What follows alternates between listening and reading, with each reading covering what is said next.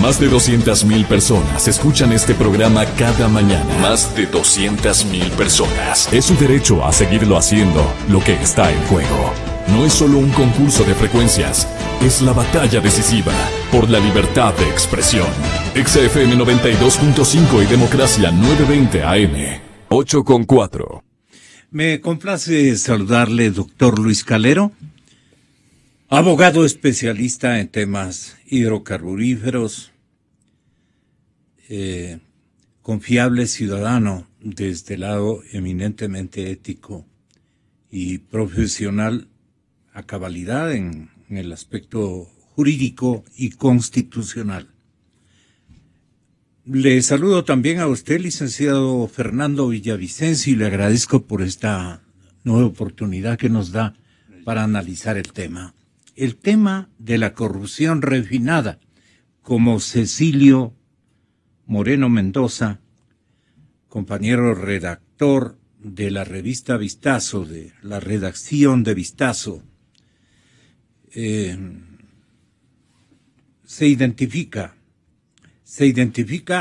por lo que él redacta, investiga y ha producido respecto a la rehabilitación de la refinería de Esmeraldas, así anunciada en el año 2007.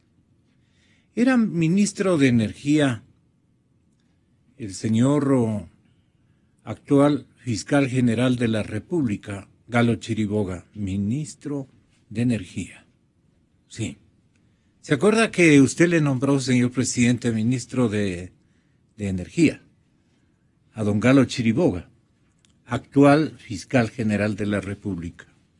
Y entonces nos recuerda Cecilio Moreno: la rehabilitación de la refinería de Esmeraldas, que se anunció en el 2007 como algo que costaría $187 millones. Esto tienen ustedes que inscribir o mantener muy bien sustentada en la memoria de la ciudadanía, para que ojalá recuerde ese instante en que se aproxime a la mesa electoral. Si es que hay un poquito de afecto, de sensibilidad y de cariño a esta patria querida, patria dorada, patria tierra sagrada. Miren ustedes, 187 termina costando 1.200 millones, dice Cecilio. 1.200 millones. Qué salto de 187 millones que el actual fiscal sabía que iba a costar. Ahora ha tenido que cuantificar él, en calidad de juez silente, 1.200 millones de dólares. Hoy se sabe que paralelamente se repotenciaron, dice Cecilio Moreno, algunas cuentas en paraísos fiscales. Por eso es que el señor presidente entra en desespero y va a clamar, digamos, justicia, y dice ayer en una tarima perfectamente organizada la manifestación, va a clamar justicia ante los caballeros estos y distinguidas damas, distinguidas por lo que les distinguimos, como decía don Azar, ¿no? Bueno, el señor presidente dice, hay que pedirle una opinión al pueblo ecuatoriano, un voto combinado. Seguramente quiere hacerlo en la elección, ¿no? En la elección de presidente de la República. Ahí le quiere insertar también, con la debida autorización del Tribunal Constitucional, esta pregunta. ¿Dónde tenía yo la pregunta que nos mandaron? La literal. Sí, usted me mandó, ¿no? ¿Cómo se llama usted? ¿Cómo está? ¿No? Ya la encuentro. Si usted tiene la interrogante que le van a usted a entregar con seguridad, aquí está. La pregunta dice, del señor presidente. ¿Está usted de acuerdo en que para desempeñar una dignidad de elección popular o para ser servidor público se establezca como prohibición tener bienes o capitales de cualquier naturaleza en paraísos fiscales? ¿Sí o no? Porque lo otro es una explicación. Por lo tanto, en el plazo de 1 año, contado a partir de la proclamación de los resultados definitivos de la presente consulta popular, la Asamblea Nacional reformará la Ley Orgánica de Servicio Público, el Código de la Democracia y las demás leyes que sean pertinentes a fin de adecuarlos al pronunciamiento mayoritario del pueblo ecuatoriano. Él sabe que va a ser sí, desde luego. ¿Está usted de acuerdo? Pero hay también paraísos fiscales en la China. También hay, pues. Hay bancos especializados en recibir y etcétera. En la China, ¿qué condicionamientos o que conozca el doctor Calero existe en la banca o en el sistema financiero de la República de China? Insistamos en la China. Abren una cuenta corriente. ¿Cómo es la cosa que usted haya conocido? Porque debe ser una información mundial, aunque restringida para los que tienen un poquito de vergüenza de depositar por acá, por Panamá o por otros bancos en Norteamérica o en Suiza o en Europa, ¿no es cierto? También los chinos se dieron cuenta. Nuestra plata que le prestamos a determinado estado retorna a manera de depósito particular a nuestro banco fulano de tal, Chancantón, y se acabó el Chancantón, es el que recibe ese dinero mal habido. Doctor, yo estoy haciendo una película o estoy prácticamente ilustrando una realidad. Gonzalo, buenos días. Un gusto estar con Fernando y un saludo a los oyentes. Permítame en primer lugar decirle mi pensamiento respecto de este proyecto de consulta. Yo creo que la ética, Gonzalo, la ética no es cuestión de pactos. La ética es una actitud de los hombres de bien. Y los hombres de bien no necesitamos de pactos para ser éticos. Entonces, yo creo que estamos distorsionando los asuntos, total y absolutamente. Mire usted que hace unos años se dictó un decreto ejecutivo que prohibía a las entidades públicas, a las empresas del Estado, contratar con empresas que tuvieran domicilio en paraísos fiscales. Y vaya a ver si se ha cumplido ese decreto. Porque a la vuelta de la esquina, por ejemplo, Petroecuador contrató con PMI, que es PDVSA Marketing International, el famoso trueque de crudo, que no había, por derivados, que no había trueque, sino que eran 2 contratos, uno de compraventa de crudo y otro de compraventa de derivados. PMI, PDVSA Marketing International, tenía como domicilio las Bahamas, un paraíso fiscal. Y sería de ver todos los contratos petroleros que se celebraron, si fueron o no fueron con empresas domiciliadas en paraísos fiscales. Lo cual significa también, además de que esa era una costumbre o es una costumbre de las empresas, tener su domicilio en paraísos fiscales con propósitos tributarios, etcétera, etcétera. Escaparse de tributos.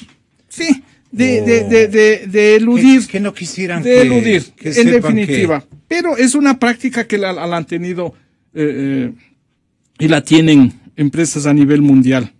Sí, entonces yo no creo que esto sea cuestión de pactos. La ética es una actitud permanente y que no requiere estar siendo manoseada desde el punto de vista de la politiquería. En primer lugar. En segundo lugar, lo que yo conozco de las cuentas en la China son solo aquellas que le obligaron. Y en Bielorrusia también me corrigen. Son desde el aquellas que le obligaron a Petroecuador en los convenios 4 partes a abrir en bancos chinos para ahí depositar el producto de la venta de petróleo y de las mismas poder pagar las alícuotas correspondientes de los préstamos chinos. Es lo único que yo sé de cuentas chinas. No sé más, realmente no he tenido la oportunidad ni de trabajar con empresas chinas, ni de trabajar en la China, y peor aún de tener una cuenta mía en la China.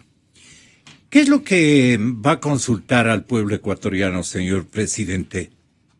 Los paraísos fiscales constituyen una de las peores aberraciones del actual orden mundial, por las nefastas consecuencias que producen en la economía planetaria, ya que estos significan evasión fiscal, fomento del crimen organizado y del narcotráfico, e incluso sostén del terrorismo, en definitiva, corrupción. Lo acabamos de sufrir en carne propia y de forma muy dolorosa. La corruptela que se ha encontrado en la refinería de Esmeraldas. Tengamos claro que no es como tituló cierto medio de comunicación, que también era propiedad de empresas en paraísos fiscales, que era el Universo.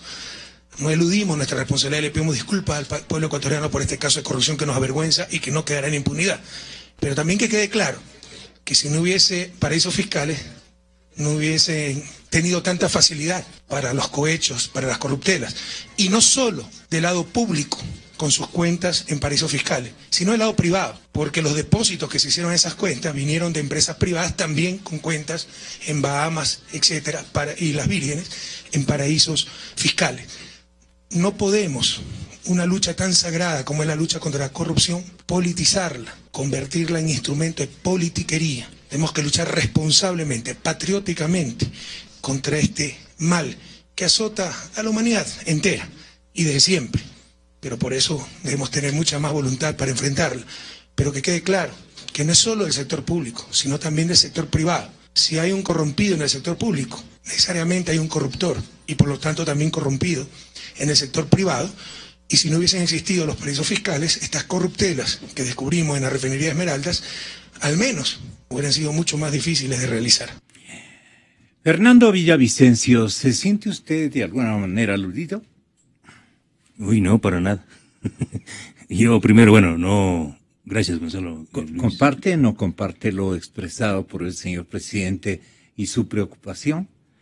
Yo creo que no la suya, lo que aparece en este momento en paraísos fiscales, a través del ojo del futuro contralor Alexis Mera y del actual fiscal Galo Chiriboga, es un hilo de paja, ¿sí? Es para los tabacos, como dirían los fumadores. Pero si no hay paraísos fiscales, o para los chicles, si no hubiesen paraísos fiscales, hay buenos conventos donde entierran la plata. Y eso hay que aprenderle a la amiga íntima del presidente, que es doña Cristina Fernández de Kirchner, a quien le encontraron no con las manos en la masa, sino con los bultos en el convento, y con bóvedas bajo tierra. Así es que yo creo que yo tengo por ahí algunas pistas. Los ladrones ecuatorianos del erario nacional son más sofisticados según su investigación. No van a dejar en los conventos, quiero decir. Lo que pasa es que ellos son los que están buscando. Y yo no voy a poner a buscar al que escondió, pues. Sí, ahí está la primera trampa. Esto recién empieza. Cuando haya un nuevo gobierno, cuando gente decente esté al frente de la Fiscalía, de la Unidad de Análisis Financiero y de otros instrumentos que tiene el Estado, esto va a ser realmente una cosa insostenible. La gente se va a caer al ver la colosal corrupción en la que estamos. ¿Y cómo va a aparecer esta colosal ratería? Desde la sociedad civil y nosotros estamos empujando, impulsando. ¿Y por qué no ha aparecido ya? Y se necesita no va a aparecer, un entorno de jamás, un gobierno desinteresado en defender a los verdaderos culpables. Vea, yo tengo un problema, que es decir las cosas así muy francamente, y creo que eso le gusta a la gente y a otros odian. Hay algunos que dicen, ¿y usted, señor Villavicencio, tiene identificado a los delincuentes o a los que hicieron? Otros dicen, verá, están perfectamente identificados, pero identifíquelos, y a su debido momento el país lo va a saber. Yo no soy de esos, ¿sí? En la medida en que yo tenga documentos, lo digo y lo publico. Y eso es lo que ha permitido que el país, en el caso de Refinería Esmeraldas, hoy pueda estar frente a un cuerpo desnudo de la corrupción. Eso es lo que le molesta profundamente al presidente, que cuando escucha mi nombre, realmente pierde el control, ¿sí? Me trata de cualquier forma.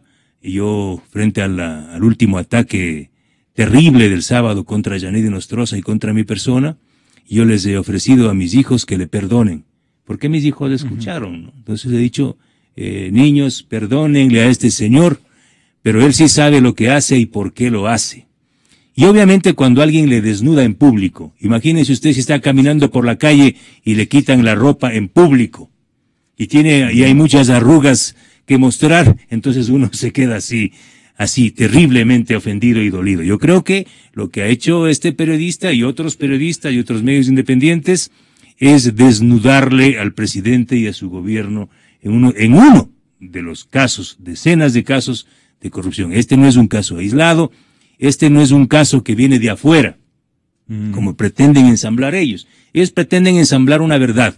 Los corruptos son los privados y ellos vienen a corromper a las monjitas de la caridad del sector público.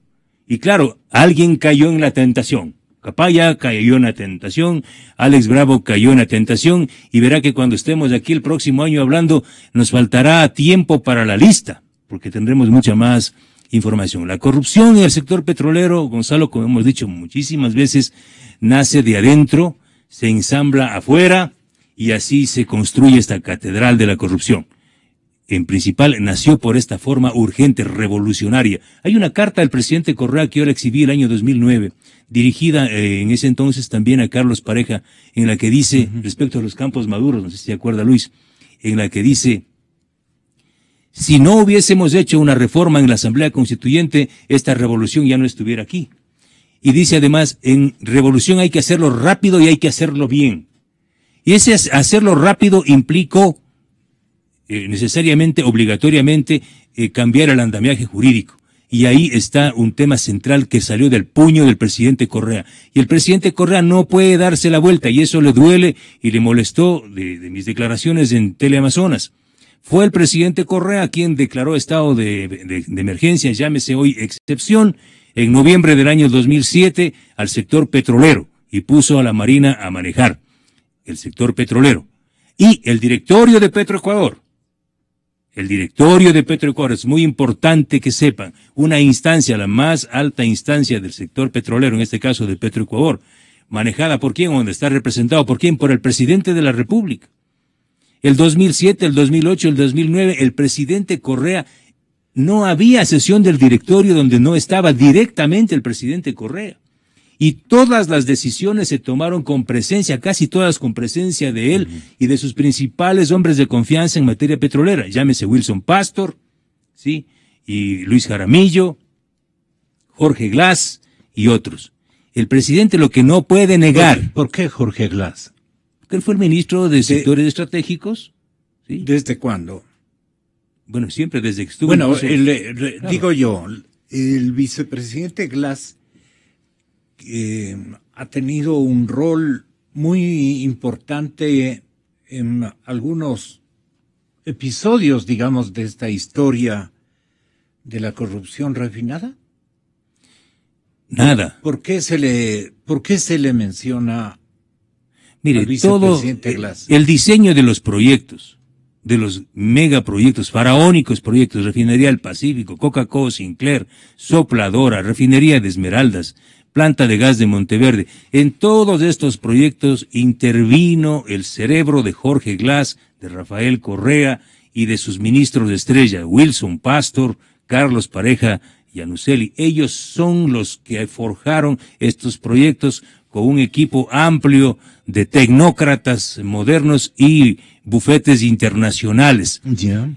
Próximamente, Gonzalo, usted va a conocer, el país va a conocer decenas, si no centenares de consultorías contratadas en el sector hidrocarburífero para impulsar estos proyectos. Y no son consultorías de milloncitos, son de millones de dólares, ¿sí? Consultorías carísimas por gente con gente vinculada al gobierno, que son los que están atrás de esos grandes proyectos. ¿Y los consultores son con Nacional? Claro, pues se ensamblan con nacionales e internacionales. Es que todo está bien enchufado. Tenemos algunos nombres de las empresas consultoras que usted menciona. Hogan Lovells, por ejemplo.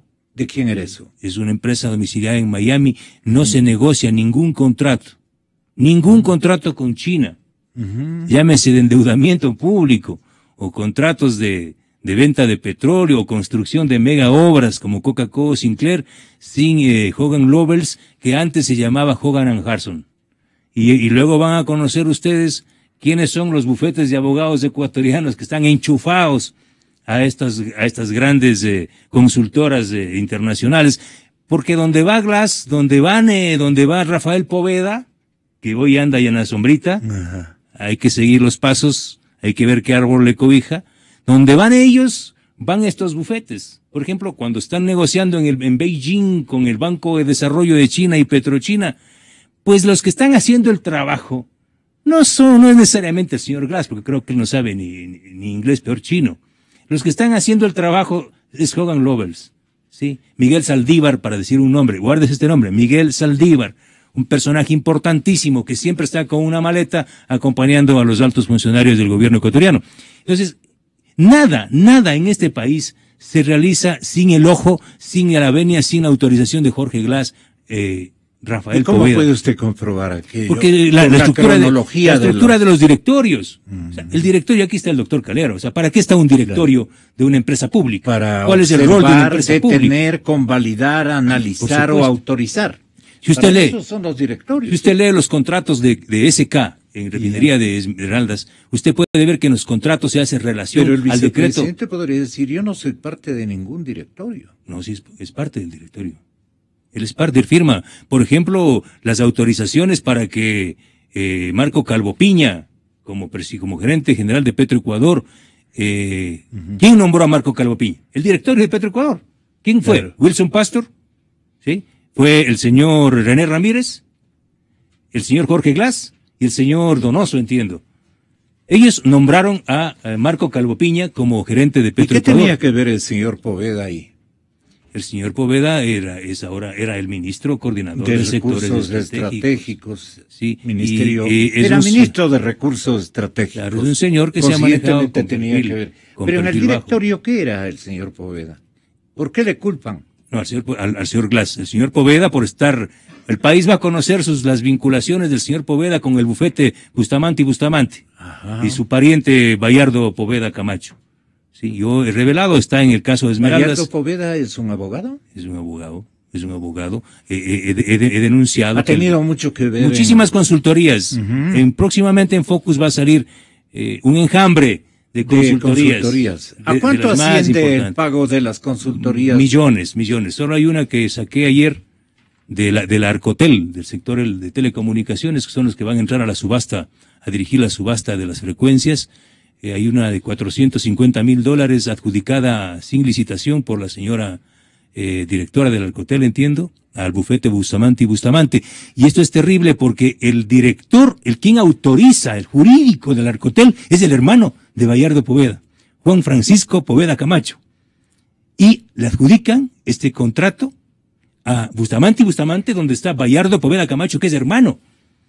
O sea, quien adjudica el contrato es el hermano. O sea, ya desbordan todos los límites. Usted me lleva a este punto que es pequeño, saliéndonos del gran tema. Interesante. Pero es muy interesante. Es muy interesante cuando uno se apasiona para investigar estos temas, porque son nuestros recursos, Gonzalo. Es nuestra plata.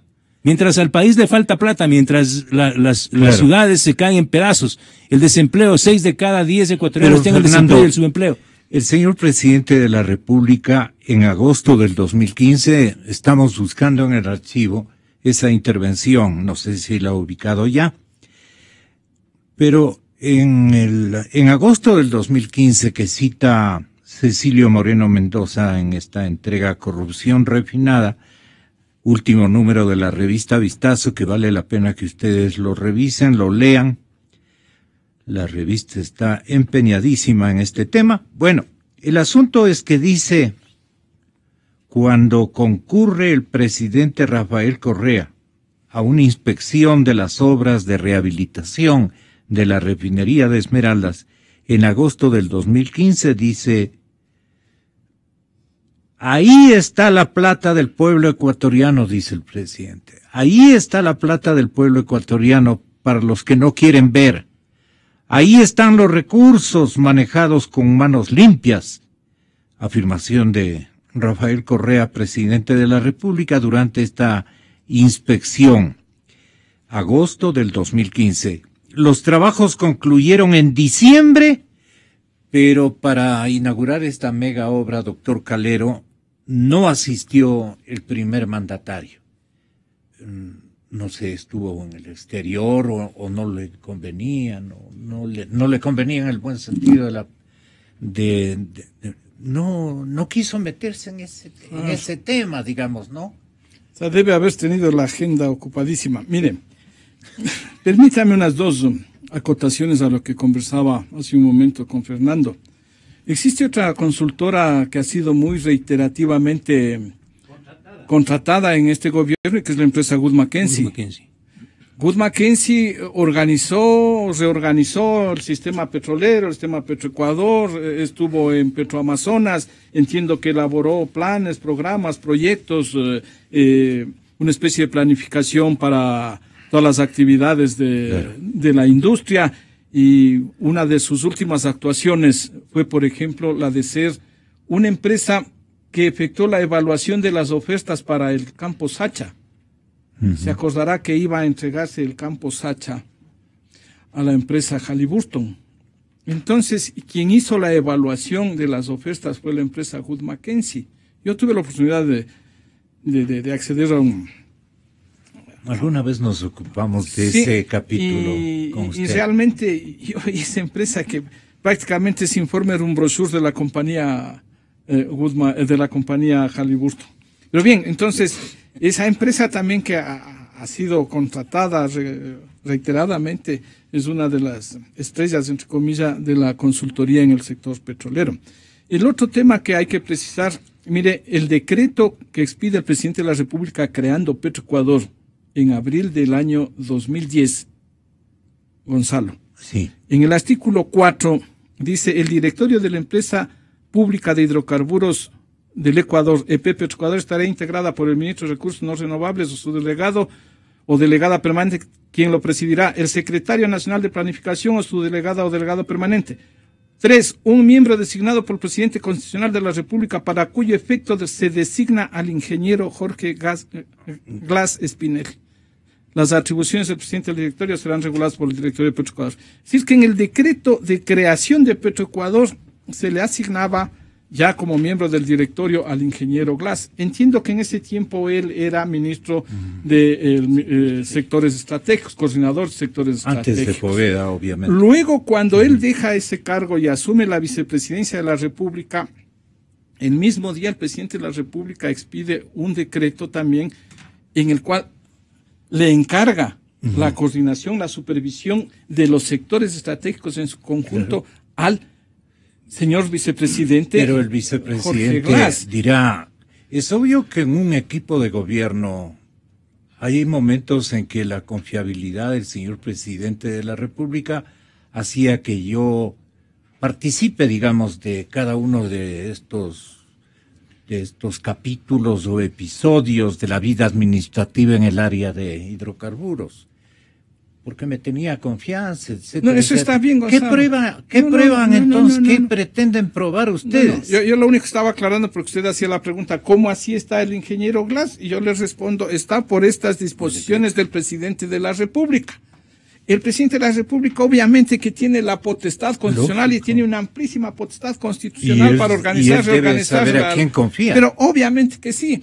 De igual manera, cuando usted va bajando los escalones de la administración, cada quien puede decir lo mismo. Entonces el ministro puede decir, yo le tenía confianza a fulano, a sutano, y por eso lo nombré presidente de Petroecuador o gerente de Petroecuador.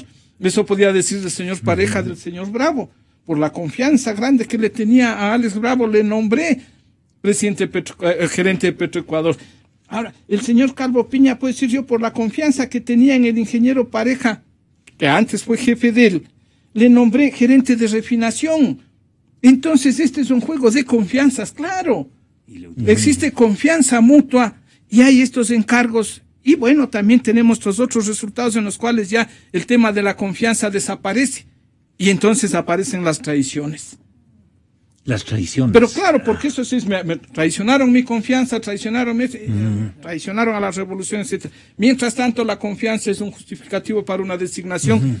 siendo competentes o no siendo competentes para un determinado puesto. ¿Cuántos traidores usted ha cuantificado en todos los episodios que ha descubierto, ha investigado usted, Fernando? ¿Cuántos traidores? Usted quiere que retire de la calle a la gente. Tranquilo.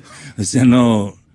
Hay muchísimos. Lo importante es que lo importante de esta entrevista, Gonzalo, es una cosa, ubicar por qué el gobierno pretende posicionar el tema de los paraísos fiscales. Exactamente. Que para mí es una gran coartada. Es un atajo para desviar, desenfocar el tema de la corrupción y de sus responsabilidades. ¿Qué gana con el atajo? Con el atajo, posicionar un tema que cualquier ciudadano del país va a estar de acuerdo. Claro. ¿Sí? ¿Está de acuerdo usted con que aquellas personas no tengan empresas en paraísos fiscales? Pero cualquiera va a decir eso. Sí. El tema es que no hubiese habido corrupción, o hubiese habido menos corrupción en el sector petrolero, si el gobierno del presidente Correa no hubiese utilizado dos figuras, el tema de la alianza estratégica, de forma como una medida transversal de la política, y la otra, los constantes estados de excepción bajo los que se creó todo un andamiaje jurídico. Señor presidente, si no hubiese declarado usted emergencia en Petroecuador, si hubiese hecho concurso internacional, licitación internacional, o si hubiese validado el acuerdo del exministro Galo Chiriboga, que ese acuerdo se levantó sobre un estudio de años realizado por Petroecuador, por los mejores técnicos de la empresa. ¿A dónde conducía ese estudio? El que cuantificaba en 186. Exactamente, en 170. Ese estudio conducía a qué? Si yo soy propietario de un Mercedes-Benz y mi Mercedes-Benz está funcionando mal. A René Bucarán. Por supuesto, entonces, ¿cómo voy a llevar mi Mercedes-Benz, señor presidente Correa? Señor Jorge Glass, no lleven el Mercedes-Benz a la Hyundai, aunque sean amigos del dueño de la Hyundai. No, tenían que entregar la refinería Esmeraldas, la repotenciación y rehabilitación a la empresa fabricante, que era Sumitomo Chiyoda. Señor presidente, usted tiene que explicarle al país por qué razón dejaron en el banquillo, destruyeron, botaron a la basura el proyecto original de repotenciación y rehabilitación. Yo quisiera, Gonzalo, que usted haga conocer al país la grabación de la entrevista que le hace Gama TV, Gama Visión en ese entonces, al entonces ministro de Minas y Petróleos, Galo Chiriboga. El exministro Chiriboga desnuda al presidente Correa lo que dijo en la entrevista con Andrés Carrión. El presidente Correa le dijo a Andrés Carrión que esos 170 millones de dólares del año 2007-2008 eran para mantenimiento. Mentira, señor presidente. Era para potenciar. Mentira. Otra vez más, mentira, presidente Correa. ¿Por qué no le escuchamos, si tienen el audio, por qué no le escuchamos al exministro Galo Chiriboga decir lo que dice? Él dice, hemos hecho un acuerdo con el FIC para contratar a Sumitomo Chiyoda para que en el plazo de 1050 días, es decir, 3 años, se entregue la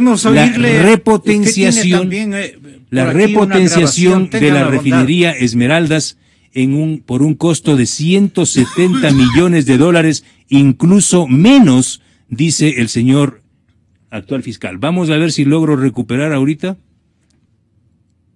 Pero es muy importante que el país sepa, el país escuche. Es la voz de Galo Chiriboga. Exactamente. Vamos a ver si está por aquí. y no es más de 1 minuto 40. Creo que el internet de Radio Democracia no está tan bueno. Ahí está. Vamos a ver si le ayudamos. Bueno, ayer estuvimos en un directorio en la refinería. Puedo anunciar con satisfacción de que esta ya está operando en un 94% de su capacidad. El plan de repotenciación de la refinería avanza, están cumplidos todos los estudios previos.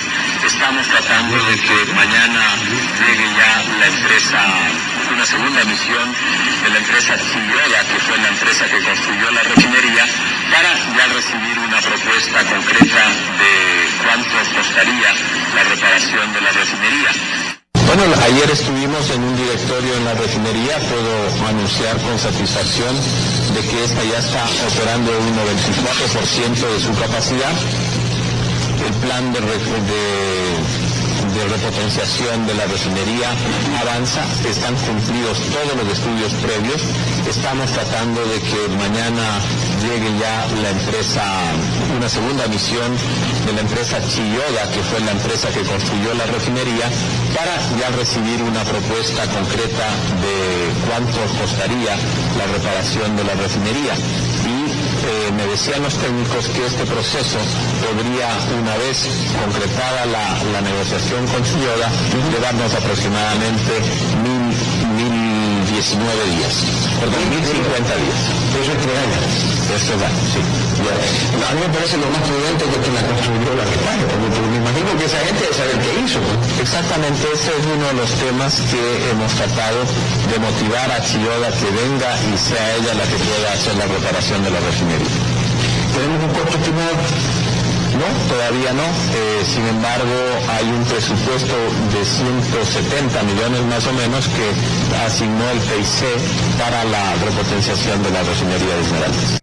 Habla de la reparación en una parte y habla de la repotenciación, como ustedes acaban de escucharle en ese entonces al ministro actual fiscal general de la República. Está claro. El señor presidente dice que ha sido para mantenimiento, pero puede decir, claro, la reparación es mantenimiento, y entonces, ¿qué más va a hacer? O algo por el estilo. Doctor Calero, ¿a usted qué le queda establecido como claro? Sí, como claro es que hay bastante obscuridad en estos temas. Sí. Porque mire, el doctor Chiriboga dice que ya han llegado al 94% de eficiencia, y entonces, ¿para qué tanto el proyecto? Si llegaron en el 2007, entiendo 2008. Que está hablando 2008, si ya hemos llegado al 94% de eficiencia de la refinería, entonces no se requería mayor cosa. Creo que ahí hay un desliz o una información inadecuada.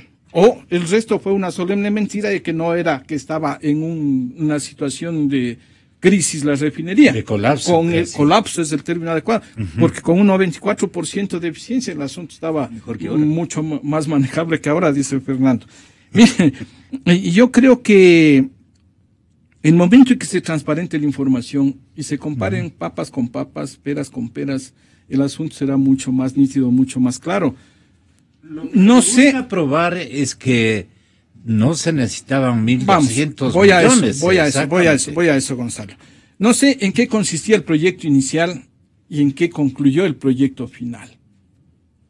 No sé si estuvo previsto el reemplazo del reactor, del generador, es decir, varios elementos, el reemplazo total de la FCC, es decir, no puedo aventurarme a decir conclusiones terminantes en la medida en que no dispongo de la información. Apenas uno puede raspar en los presupuestos aprobados y liquidados algo de información y ir viendo cómo evolucionaron los precios, etcétera, etcétera, del asunto este. Sin embargo, esto me lleva definitivamente a interpelar el modelo de gestión, para utilizar un tecnicismo muy en boga en estos últimos años. El modelo de gestión. ¿Cuál es el modelo de gestión que se ha implementado?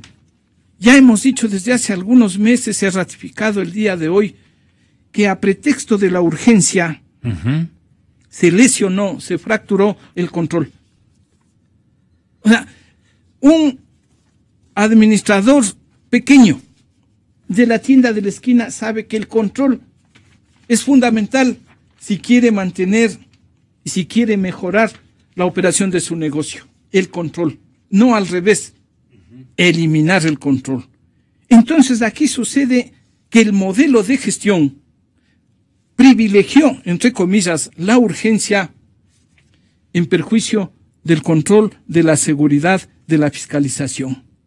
Porque no de otra manera se explican todas las reformas al marco legal, comenzando por la Constitución, y que acaba de concluir hace unos meses con la enmienda que limita todavía más las facultades de la Contraloría al suprimirle el control de gestión. Y solamente va a la parte de las cuentas, ¿sí? El control de gestión. Porque de existir o de haber existido un control de gestión, Gonzalo, alguien tendría que responder y explicar por qué un proyecto que debió haber durado 3 años terminó demorándose 9 años. ¿Y a qué costo? ¿Quién obstruyó? ¿Quién obstaculizó? ¿Quién difirió en 5 años el proyecto de la refinería de Esmeraldas? ¿O acaso no era urgente hacerlo?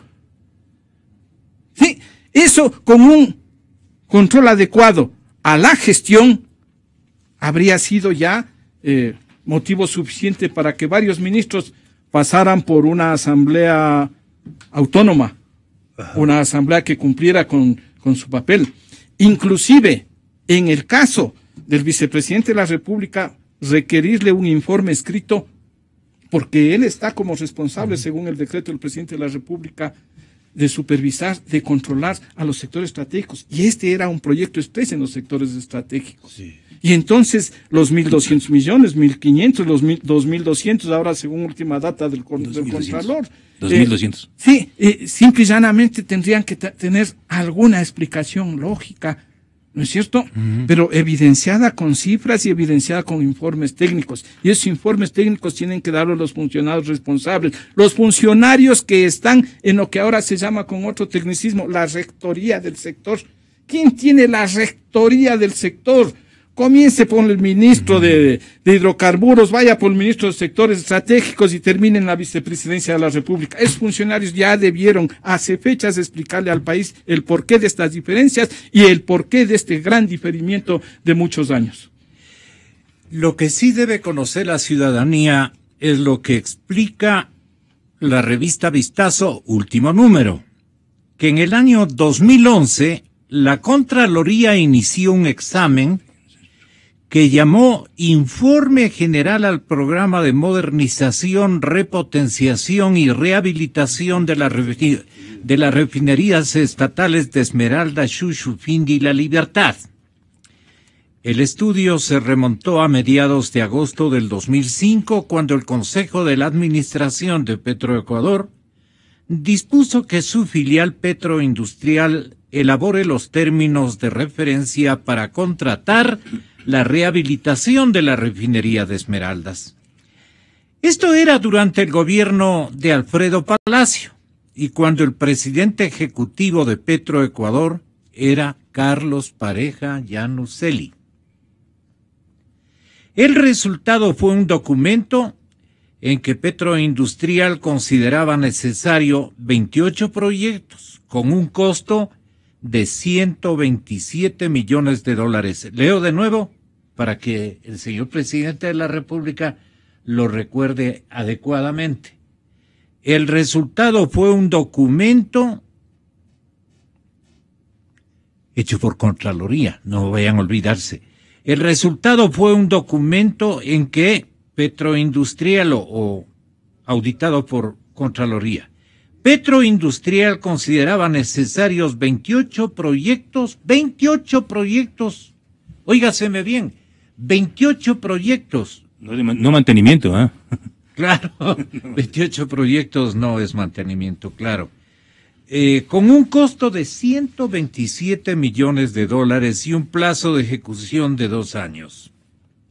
Petroecuador invitó a 33 empresas de ingeniería de construcción de refinerías, pero hasta febrero del 2007 ninguna presentó una propuesta en firme y con el concurso se declaró desierto. En enero del 2007 había asumido Rafael Correa como presidente de la República. En ese momento la estatal petrolera calificó de emergente las condiciones operativas y mecánicas de la refinería de Esmeraldas. Y no era para menos. Desde el 15 de febrero y durante 123 días, la planta estuvo prácticamente parada por el taponamiento de una válvula.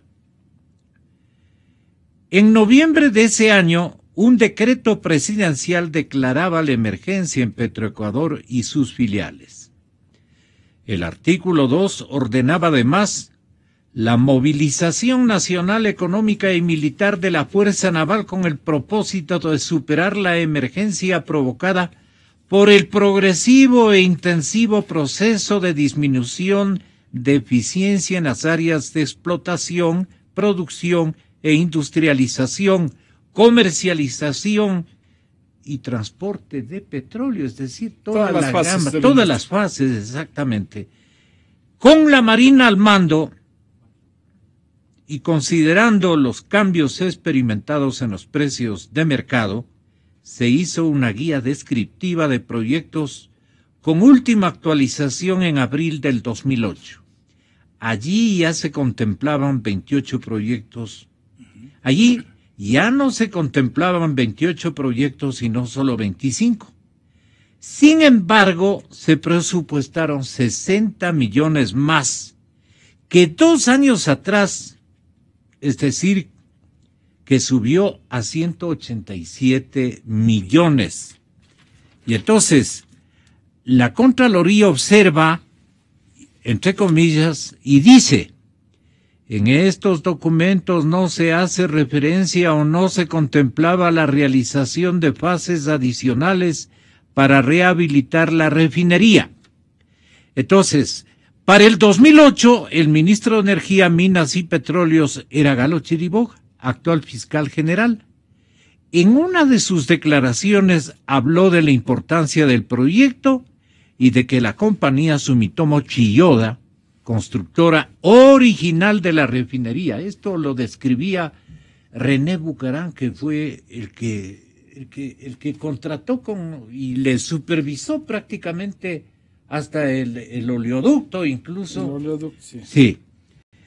Pero como había emergencia y la Asamblea de Montecristi había expedido la ley orgánica del sistema de contratación pública, se podrían aplicar procedimientos abreviados de contratación. Ahí nació este procedimiento abreviado. Así es como no se volvió a hablar de Sumitomo, y en cambio, el 14 de noviembre del 2008, Petroindustrial invita directamente a la compañía Korea, SK, South Korea Ingeniero, para que presente la oferta de la primera etapa de la rehabilitación integral. La propuesta no se hizo esperar y en 45 días, el penúltimo día laborable del año, se firmó el primer contrato por $85 millones. Se lo llamó Fase 1. Con el tiempo se conoció que esta empresa coreana era la misma que la venezolana PDVSA había recomendado para construir la refinería El Aromo en Manabí. Usted es el que descubrió esto. Sí. Podemos hacer un paréntesis, claro, para que la opinión. Ese informe de Contraloría que hace referencia a Vistazo, es importante que el país sepa, Alianza País sepa y el presidente Correa sepa quién pidió ese examen especial. ¿Sabe quién pidió, Gonzalo? Clever Jiménez y Fernando Villavicencio. El legislador Clever Jiménez, con asesoría de Fernando Villavicencio, pedimos al Contralor el año 2011 que ejecute un examen especial, porque nosotros ya veíamos la serie de irregularidades que se cometían en el proceso de repotenciación de la refinería estatal de Esmeraldas. Las conclusiones de ese informe son que hasta esa fecha, de los 187 millones, ya Petroecuador había pagado 855 millones.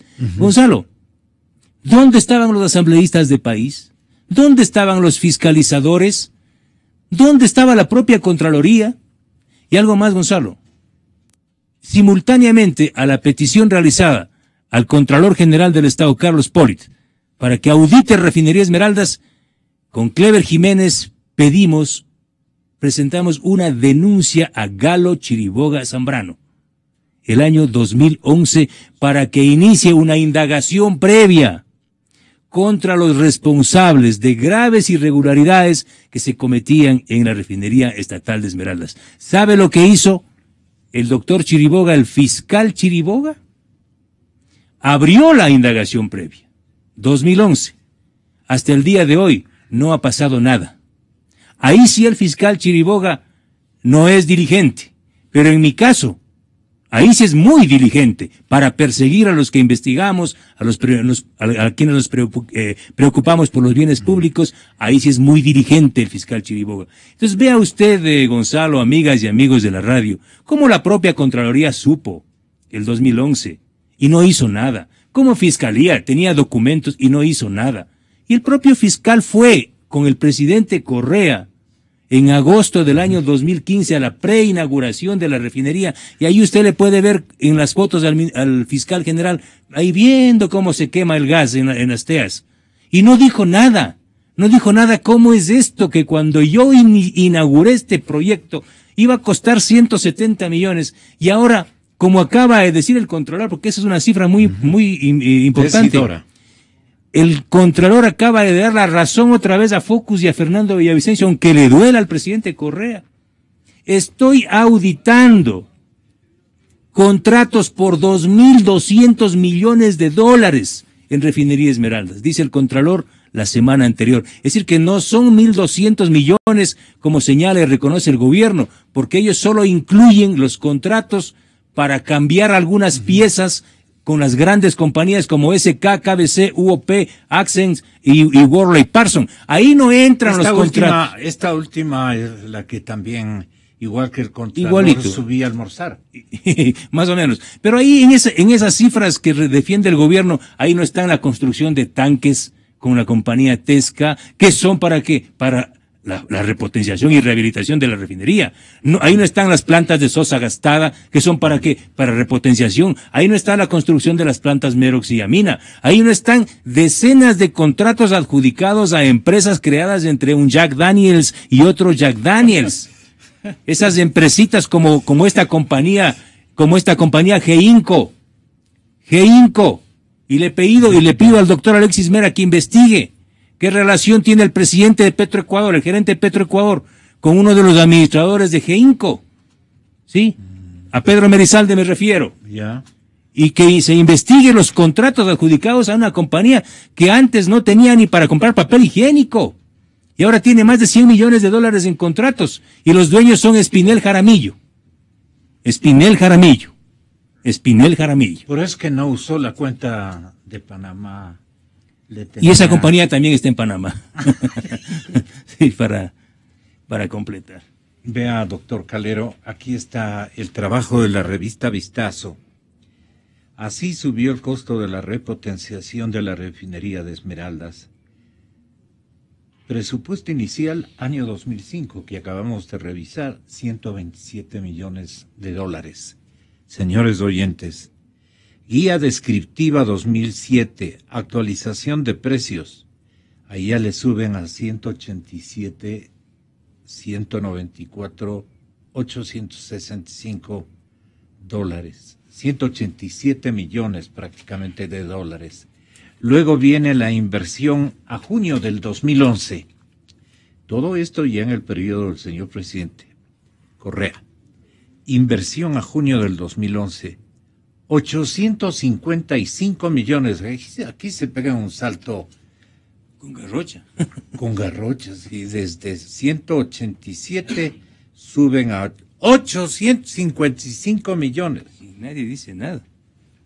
Y el costo final a diciembre del 2015 es de 1.200 millones. Cerraditos. Para poder... 1.200 según el Contralor, ¿no? Sí, 1.200 millones. Entonces, aquí la revista y Cecilio, colega periodista, empareja con las cuentas offshore. Ya, ese trabajo, ¿qué más quiere, señor fiscal? Le dan emparejando, vea. Encapallando. Las cuentas... Mire, Gonzalo. Encapallando. Qué bárbaro. De la lectura que usted hizo hace un momento, surgen varios Así elementos es, para análisis. Mire usted. Ya terminó el tiempo. Concluyen con el proyecto siendo de modernización, rehabilitación y repotenciación. Eso es lo que dice. Inicialmente, posiblemente decían mantenimiento, luego rehabilitación, etcétera, etcétera. ¿Quién autorizó y bajo qué esquema se autorizó esto? ¿Sí? O sea, la amplitud de los proyectos. ¿Dónde está la planificación? O sea, una planificación básica y elemental no permitiría este tipo de incrementos. Finalmente, Gonzalo, permítame decir que la corrupción, Gonzalo, en el sector petrolero estaría dada primero para la celebración de los contratos, que alguien decía ya no hay que hacer lobbying buscando contratos, ahora vienen a ofrecer los contratos. Una. Dos, los aumentos, los adicionales de la contratación, los contratos adicionales, una segunda fase de corrupción y la actual, Gonzalo, para el pago de facturas. Es dramática la situación, dada la crisis, la estrechez de los recursos fiscales, de la disponibilidad fiscal para los pagos, se han dado ahora y existen estudios, bufetes encargados y ya les celebran directamente contratos de cobranzas y que a los contratistas les piden el 7, el 8% para darles cobrando las facturas. Y quien quiera les ha de dar. Pero por lo menos rescatan el dinero. Pero y están despidiendo gente, etcétera, y necesitan recursos inclusive para pagar las indemnizaciones. Entonces sería bueno también preocuparse, ya últimamente está sucediendo eso. Entonces usted tiene 3 eslabones con un solo contratista y 3 eslabones de corrupción. Un solo tipo de contrato. Digo que puede concluir en esta última fase, que tienen que firmar contratos de cobranza pagando el 7 y el 8% a fin de recaudar lo que les adeudan las empresas y las instituciones públicas. Sobre las acusaciones que califican como responsable de actos de corrupción, el señor presidente respondió en su último enlace que esos decretos no permitieron la contratación directa que usted ya aclaró, sino que fue dictado o promulgado para que ingrese la Marina a controlar el negocio petrolero del país, pero no para que sirva esto. ¿Cómo le entiende usted la aclaración que pasamos a escuchar, lo dicho el sábado por el señor presidente? El decreto de emergencia mío es para que entre la Marina a Petroecuador. Y los demás decretos es renovando ese decreto para que entre la Marina, ¿no? Mi decreto es declarar en emergencia a la empresa estatal petrolera del Ecuador, Petroecuador, sigamos. Se dispone al Ministerio de Defensa para que mediante el comandante general de la Fuerza Naval autorice la participación de personal de esa rama de las Fuerzas Armadas en la gestión de la empresa estatal Petróleo del Ecuador, para que entre la Marina. De hecho, expresamente, en las prolongaciones del estado de emergencia, ¿cómo se diría? Cuando se dispone nuevamente el estado de emergencia, se establece claramente que no se podrá hacer contrataciones directas. Sin embargo, insisten en esta mentira para ver si involucramos a Correa y le echamos la culpa. Petroecuador tiene régimen especial desde 1978. Ellos pueden hacer contratación directa por varios motivos, que en general se llama giro especial del negocio. Por ejemplo, si General Electric me hizo la turbina y es única, solo tengo que tratar con General Electric para los repuestos. Entonces ahí se puede comprar directamente los repuestos, ¿no? Todas esas excepciones para compra directa se llaman giro especial del negocio. Ese régimen especial está en 1978. Pero hay quien decir que por eso es que hubo la corrupción. Nosotros hacemos un nuevo reglamento, contratación directa, lo mismo de Gustavo Noboa. Solo añadimos un literal para compras de menos de 0.05% del presupuesto de Petroecuador. Esto significa que si son 2.000 millones, pueden hacer compras directas de $1 millón, hasta $1 millón. Eso no es ni para los chicles en el sector petrolero. Eso es lo que dijo el señor presidente. ¿Perdón? 5 mentiras en un minuto. ¿Cuáles son las mentiras del presidente? Primero que el sector petrolero, el decreto de emergencia no era para llevar a la Marina nomás. Se declara en emergencia al sector petrolero y se movilizan recursos económicos. El primer contrato... Y habla de las Fuerzas Armadas. Es solamente el señor Luis Jaramillo de la Marina. Porque Gonzalo, el país debe saber, y presidente, con base a su decreto de emergencia, el directorio de Petroecuador calificó de emergente el proyecto de repotenciación y rehabilitación de la refinería. Es decir, obviamente no tenían por qué estar haciendo decretos para cada contrato. Sí. El proyecto de rehabilitación y repotenciación de la refinería Esmeraldas fue declarado en emergencia con base a su decreto de noviembre del año 2007, que también puso a la Marina al mando de Petroecuador. Segundo, el presidente dice que se podrían firmar hasta $1 millón. Y yo le pregunto, ¿y cómo Carlos Pareja firmó un contrato de $100 millones con la compañía MMR Group para reparar el sistema eléctrico de refinería Esmeraldas y adjudicado a dedo, sin licitación? ¿Sabe por qué? Porque Marco Calvo Piña emitió una resolución validada por el directorio de Petroecuador, en la que está su representante, presidente Correa, en la que está el vicepresidente Jorge Glass, autorizando que el gerente Marco Calvo Piña transfiera esa potestad a Carlos Pareja, que no la tenía desde el 2014, para firmar contratos hasta por $100 millones. No $1 millón para chicles, presidente. Usted le miente al país. Señoras y señores, buscando la verdad. No es solo un concurso de frecuencias, es la batalla decisiva por la libertad.